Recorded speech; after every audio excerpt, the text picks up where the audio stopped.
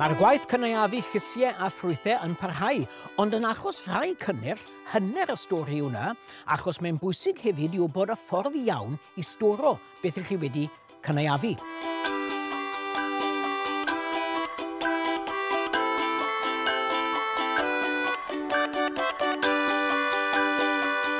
Mae'n bosib i gadw llysiau tanddaearol fel garej, panas a tato am fisoedd i gael ei bita drwy'r hydref a'r gia hefyd. Storwch tato mewn sachau fel rhain sy'n gadael aer i gylch rhedeg drwyddynt i leihau y perygl o glyfydau ffwng a fydde'n achosi pydredd. Y sachau wedyn yn cael eu cadw mewn lle sych, tywych ac oeredd. Yn ddelfrydol rhwng 4 a 7 gradd canradd.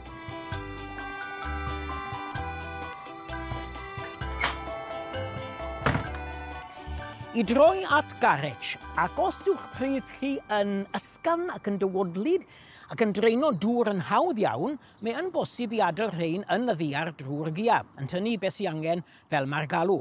Ond, mwy afrif ohono ni, ac yn sicr os yw'ch pridd chi yn drwm ac yn gleiog, dyw e ddim yn syniad da i adael nhw yn y pridd.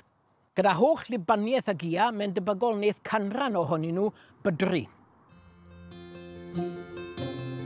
Yn ogystal, yn ystod tymheredd o'r iawn, mae'r gwreiddiau yn tueddu i fynd yn chwerw i blas, ac o bosib hollti.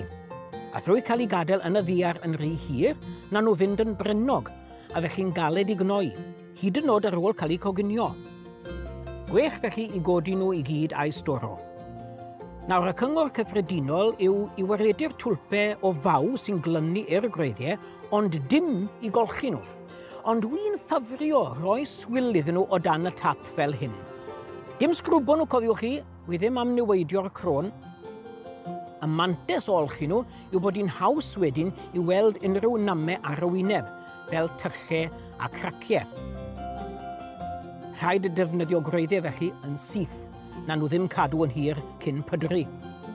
Ond mae rhaid i sychu nhw yn dda wedyn cyn i storo nhw. Yna storwch nhw mewn tywod neu compost glân sy'n ond ychydig bach yn llaeth.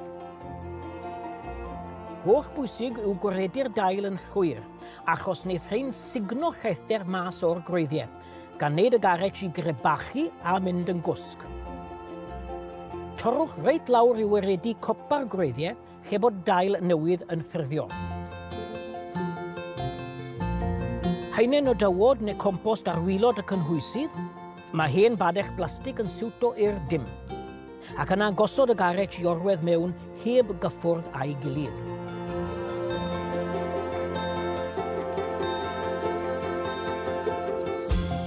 Mwy o dywod ar eu pennau i gladdu nhw yn llwyr, ac yna gosod rhagor o wreiddiau mewn ac unwaith eto claddu nhw. A wedyn cadw'r cynhwysydd mewn lle sych tywych oeredd iawn rhwng rhewbwynt a 4 gradd canradd.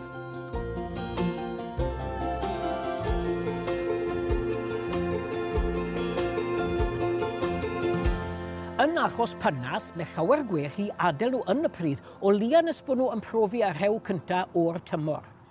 Mae hyn yn neud nhw i flasu yn fwy melys drwy annog cynran o'r starch sy'n yn y gwreiddiau i droi mewn i siwger.